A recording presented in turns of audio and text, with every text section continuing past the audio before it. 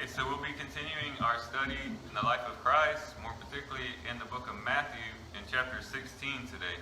So if you want to turn to Matthew chapter 16, we'll be picking up our study there. In chapter 16 has a theme, much like chapter 15, we saw food being mentioned in just about every story in Matthew chapter 15. Well, Matthew 16, the key theme in that chapter is that of revelation. Revelation. Throughout the chapter, in various places, this idea of a revelation keeps popping up and comes to, I guess, a pinnacle with Peter himself declaring Jesus Christ, or Jesus as the Christ, the Son of the living God, and that being the ultimate revelation. And Jesus says, flesh and blood did not reveal this to you, but the Father himself revealed this to you. And so the whole chapter kind of builds on that idea, which is appropriate because in chapter 17, we're going to have the transfiguration of Christ. And that is like the highlight, I guess you could say, one of the highlights of the book of Matthew, the transfiguration. That's where Jesus takes 3 of his disciples and goes up on the mountain and is transfigured before them to where he becomes bright and full of light. And they see him basically transfigured into his glory. And that is like the full revelation of Christ's divinity, his power, his dominion, everything in connection to that. So chapter 16 you could look at as being kind of a preparation for this full revelation of Christ and his kingdom that they're going to find in chapter 17. Now, as we talk about Revelation, we're not talking about the book of Revelation, but that is what Revelation is. It's a revealing. That's where the word is derived from. Anytime something that you didn't know is revealed to you, that's a revelation. And revelation is key to being a disciple of Christ. And it's also key to being a citizen in the kingdom of heaven. Remember, the theme, one of the major themes in the book of Matthew is Christ is king, and he's come to establish the kingdom of heaven here on the earth. And as with any kingdom, it is very important for the citizens of that kingdom to receive from the king revelation. And when we talk about revelation, perhaps we have the wrong idea, and we want to kind of clarify what we mean by that. Many times when we think of receiving revelation from God, we think about maybe some monk in a monastery meditating and receiving some great vision, or maybe something similar to what happened with Peter when he was on top of the rooftop and the sheet came down. He received a vision, revelation that now the gospel could be spread to the Gentiles. We think in grand terms like that. But revelation doesn't necessarily have to be that way. Revelation comes in many different forms and in many different ways. And it's also for everyone. And it's not just for the high and lofty people that we think about, or church leaders. Everybody, as a part of the citizen of the kingdom of heaven, ought to be receiving revelation in one form or the other. And in the scriptures we find basically, or just in life in general, we find basically 3 levels of revelation that we receive from God. As you think about it, how is it Christ is the head of the church, in whom all authority has been given, and he is our king of the kingdom of heaven? How is it that he would dispense his will to his people? Well, there's basically 3 ways. There is what is called by theologians general revelation. General revelation. And that is revelation that we just receive in general from the creation around us. Minus the scriptures, minus, the more specific revelation that we'll talk about in a moment. It's been revealed to all mankind that there is a God. In Romans chapter 1, in verse 15, Romans chapter 1, starting in verse 19, he says, because that which is known about God is evident within them. In other words, he's saying those who have rejected God, who suppress the truth in unrighteousness, are without excuse because the truth about God is evident to them. How is it evident to them? He says, for God made it evident to them. "For since the creation of the world, his invisible attributes, his eternal power and divine nature have clearly been seen, being understood through that which is made." So everything that God has made, all of creation, attests to his divine nature and his eternal power.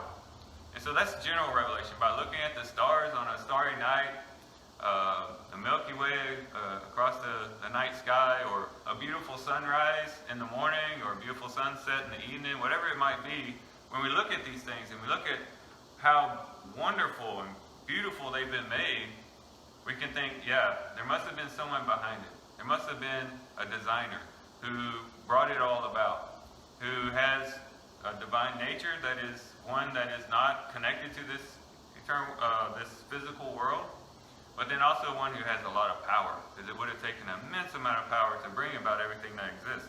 So there's this real general revelation. There is a God, he's powerful, he's divine.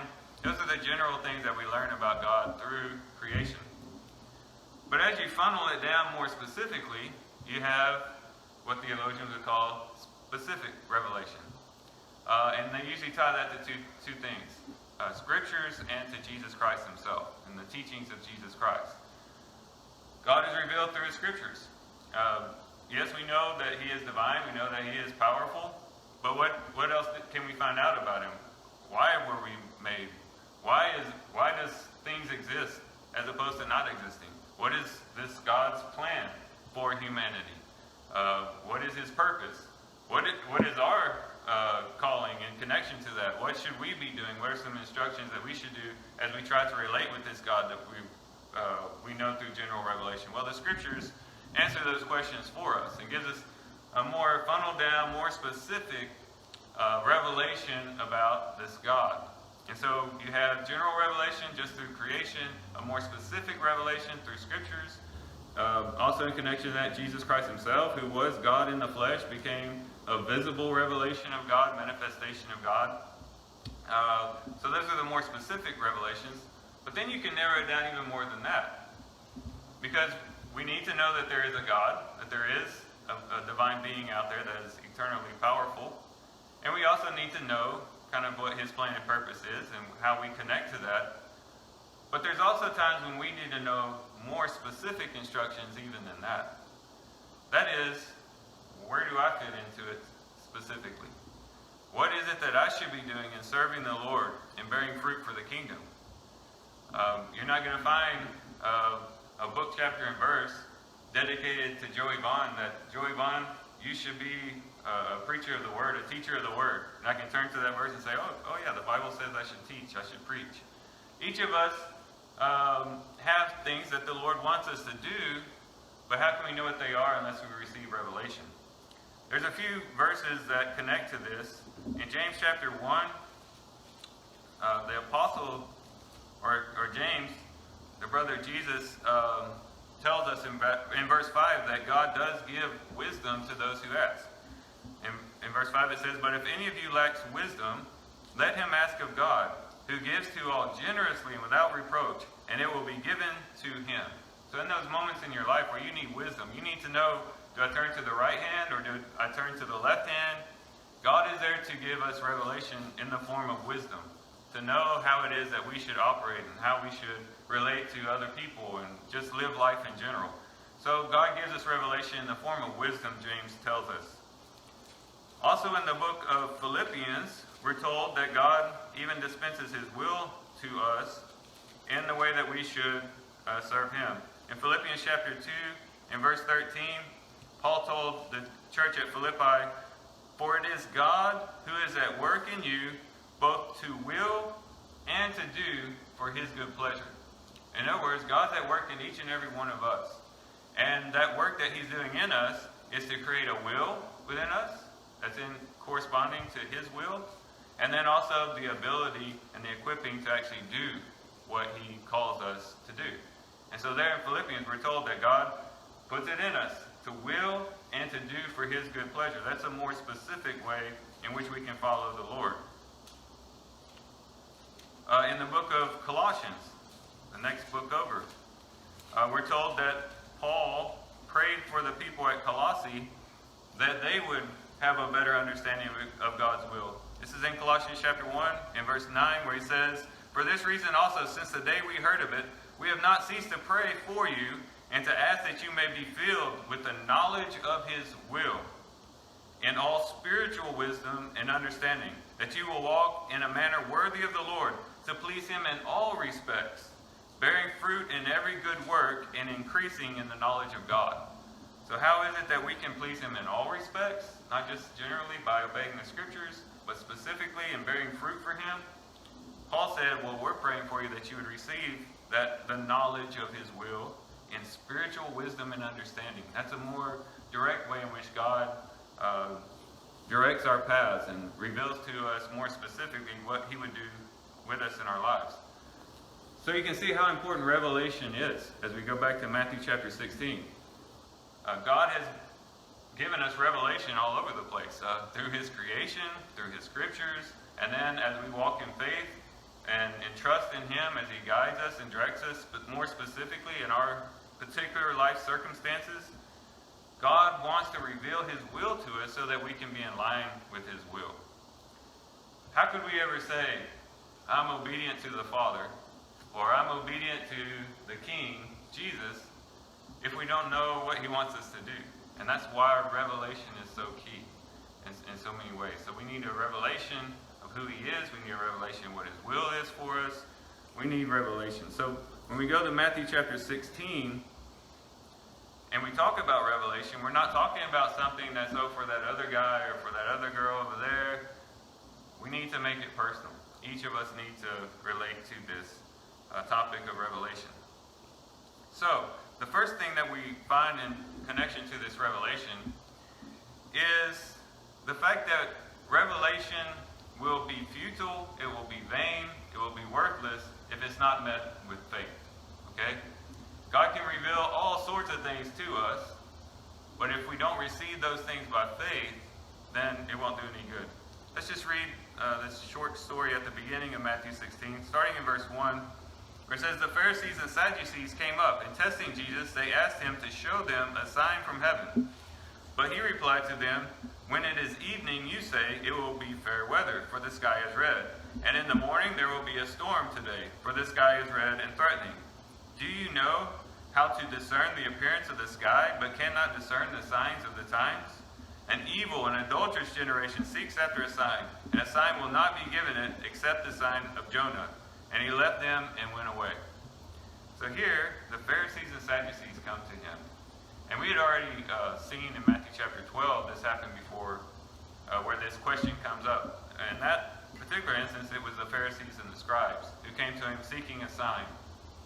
And they had a belief, a doctrine that said that if a person came, or Satan and the demonic realm can work miracles in connection to the earth. In other words, a person could come, maybe do some healings, they could maybe do some things in connection to the physical realm here on earth, but they were basically constrained to the earth.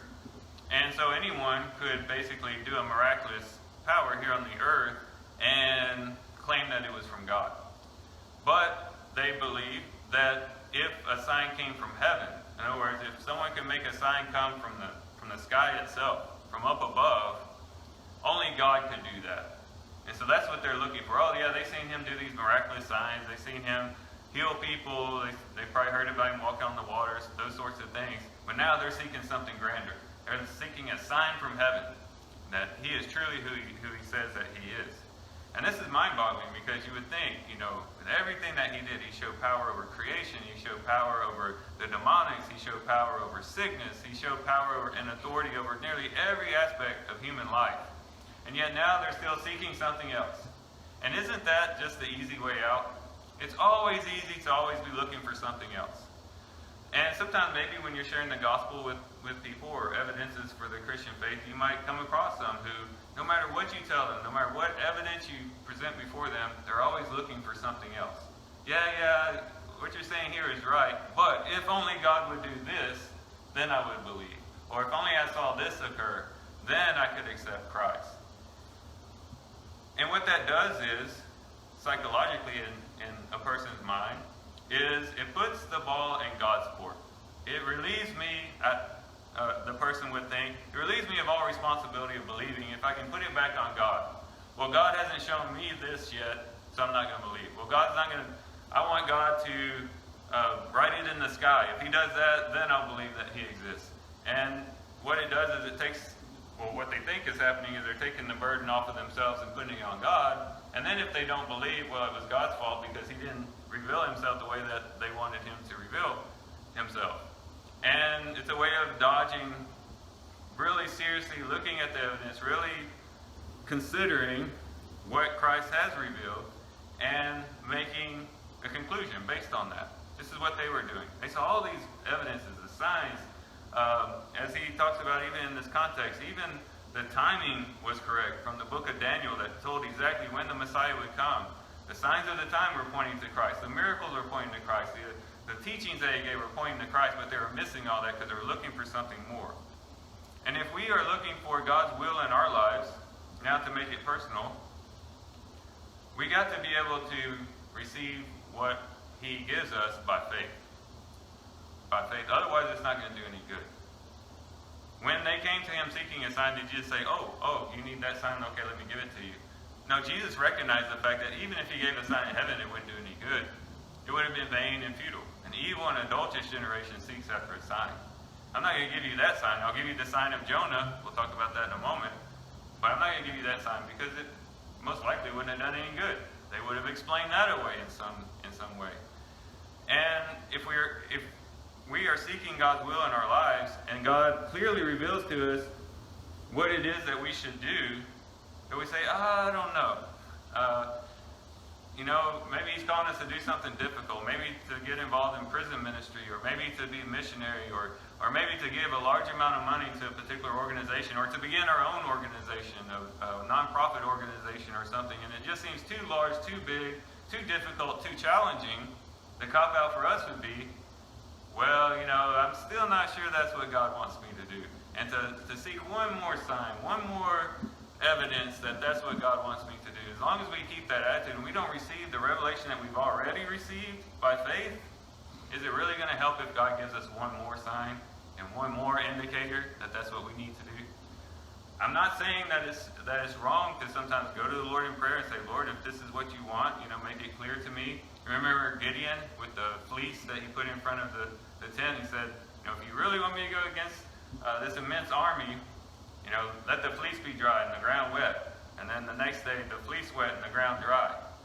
God did that, and he helped him in that. I'm not saying that it's completely wrong to do that, but if we're using that as an excuse to avert and go around God's will and to keep from doing what he wants us to do, then it becomes a problem.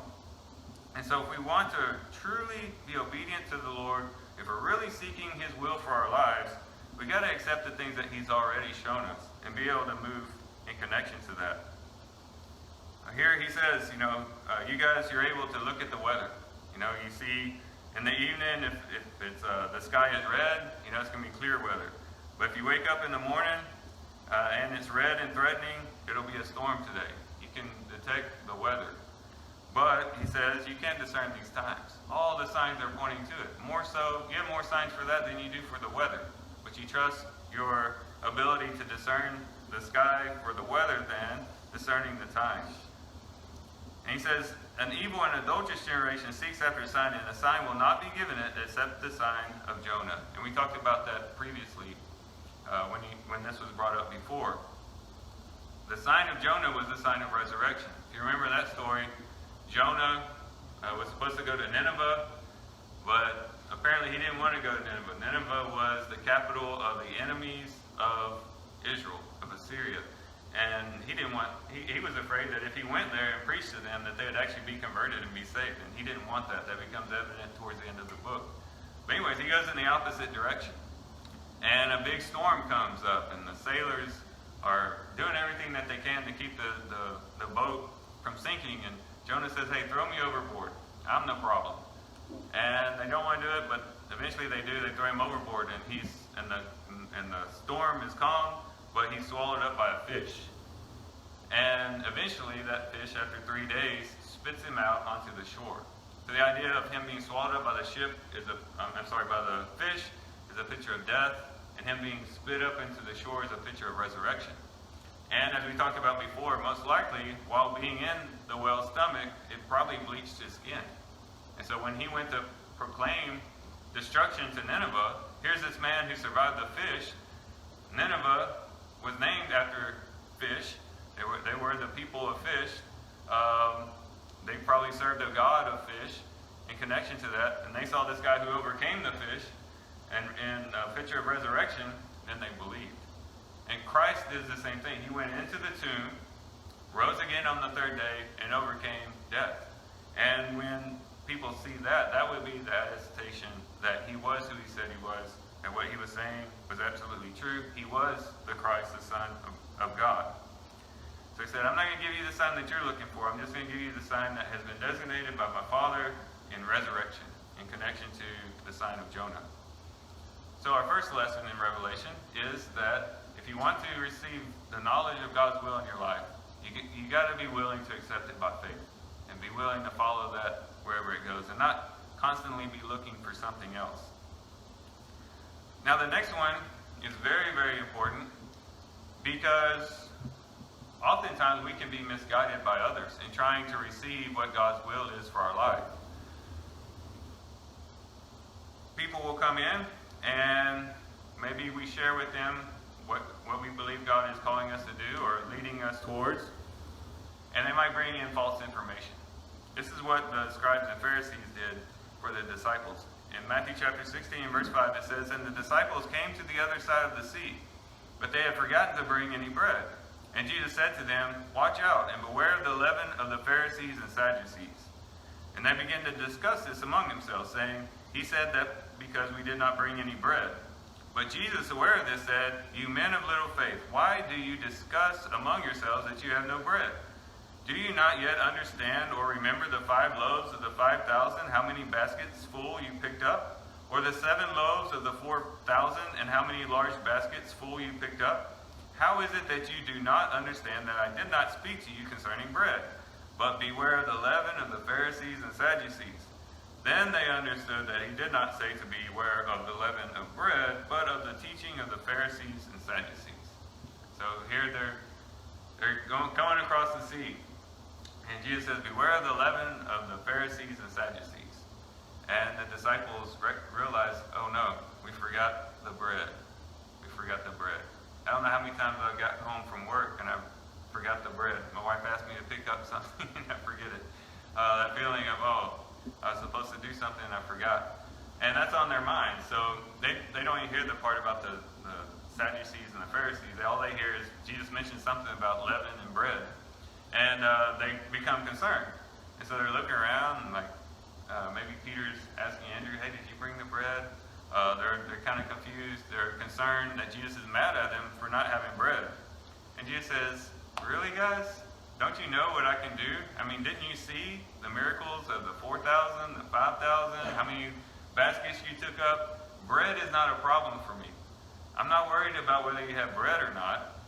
I'm worried about what I said is that you should beware of the leaven of the Pharisees and Sadducees. And then the light bulb came on. They're like, oh, he's talking to us about the false teachings of the Pharisees and Sadducees.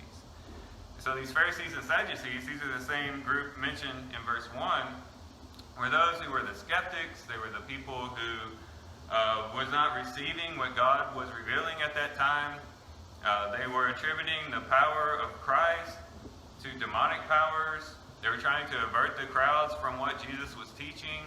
And they were basically setting up stumbling blocks to people believing in this kingdom that was being proclaimed.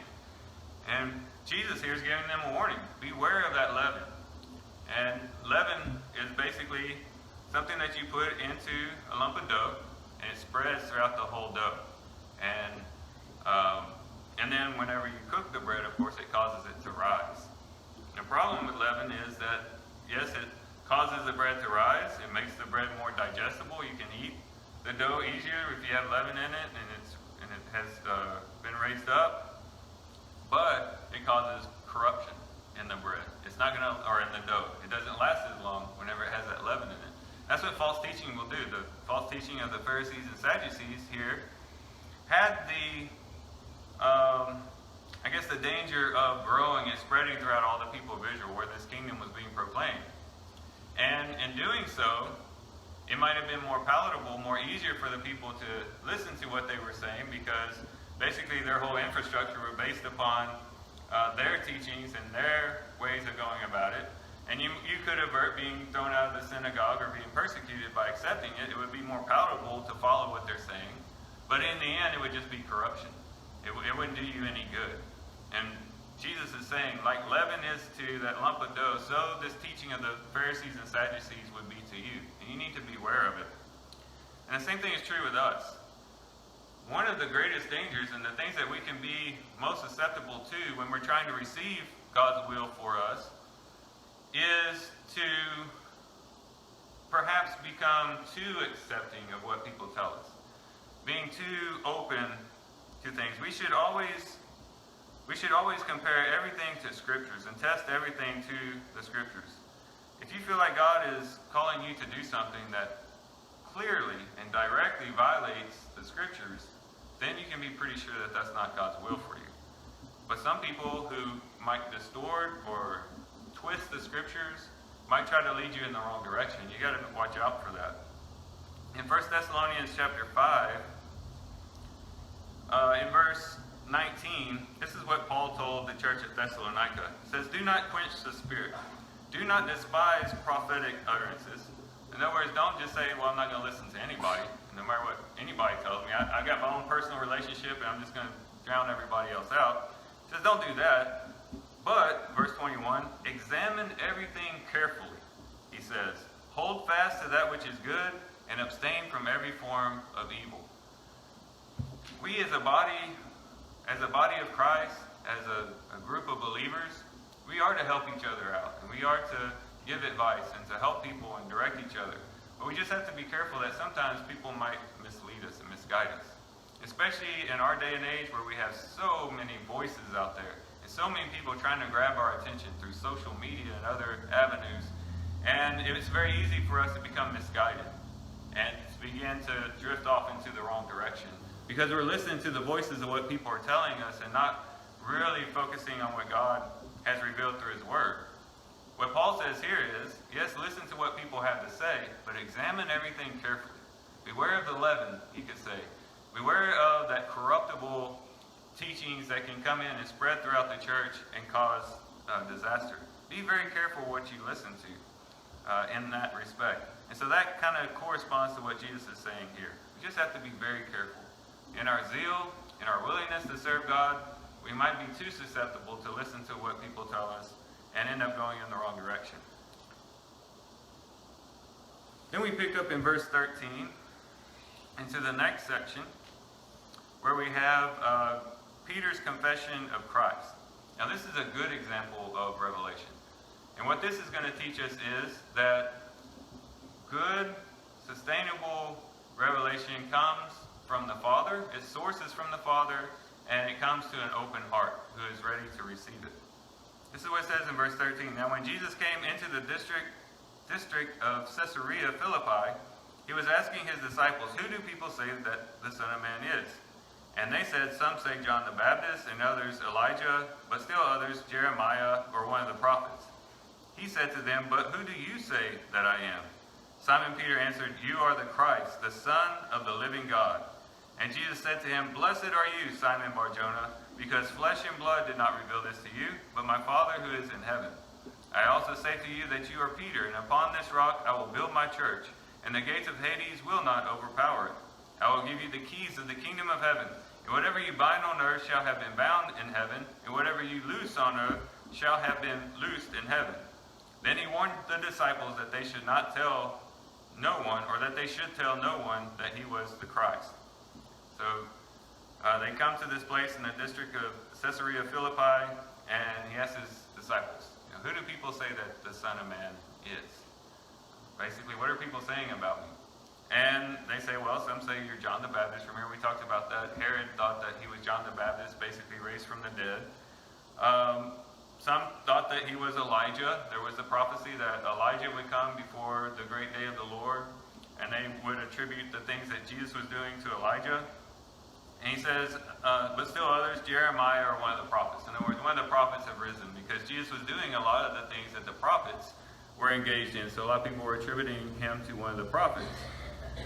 But he asks a crucial question, but who do you say that I am? And that's what's important to us as well. Sometimes we can get so focused on what these people are saying or those people are saying, what these views are about Christ, what is Christology, the theology of Christ, and get into all these different discussions of what all these different people are saying. But what's most important is, who do you say that Christ is? Who is Christ to you? Upon that hinges your basically your eternal destiny. How you view Christ is of the utmost importance. So this question that Jesus is asking them is crucial and very, very important, and one that we have to ask ourselves. Who do we say that he is? And how do we respond to that? Well, Simon Peter said, you are the Christ, the Son of the living God. In other words, you're the anointed one. That's what Christ means, literally.